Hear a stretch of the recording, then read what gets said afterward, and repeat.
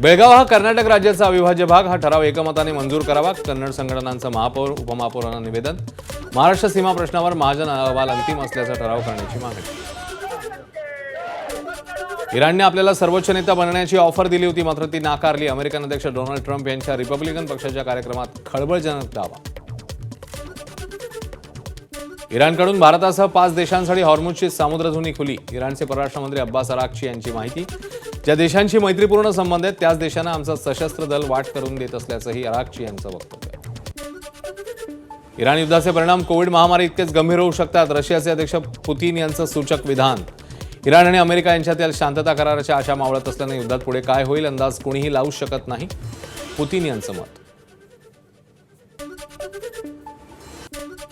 बीसीसीआयकडून आयपीएलचं संपूर्ण वेळापत्रक जाहीर. दुसऱ्या टप्प्यातील उर्वरित 50 सामने 13 एप्रिल ते 24 मे या कालावधीत खेळवले जाणार.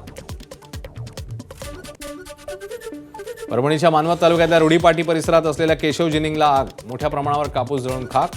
जिनिंग चालकाचं मोठं आर्थिक नुकसान. आग कशामुळे लागली कारण अस्पष्ट.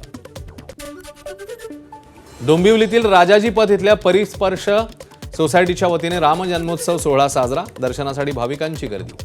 श्रीरामाच्या विधिवत पूजनानंतर महाप्रसाद आणि विविध कार्यक्रमांचं आयोजन.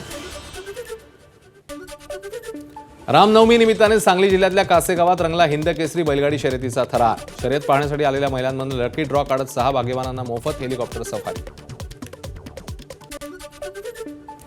चेन्नईमध्ये पार पडलेल्या राष्ट्रीय आंतरविद्यापीठ युवक महोत्सवात ओम भंडारीने पटकावलं सुवर्ण पदक. पाश्चात्य एकल वाद्य वादनात अप्रतिम सादरीकरण करत पटकावलं सुवर्ण.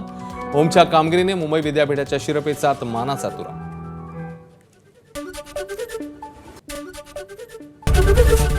एबीपी माझा, उघडा डोळे बघा नीट.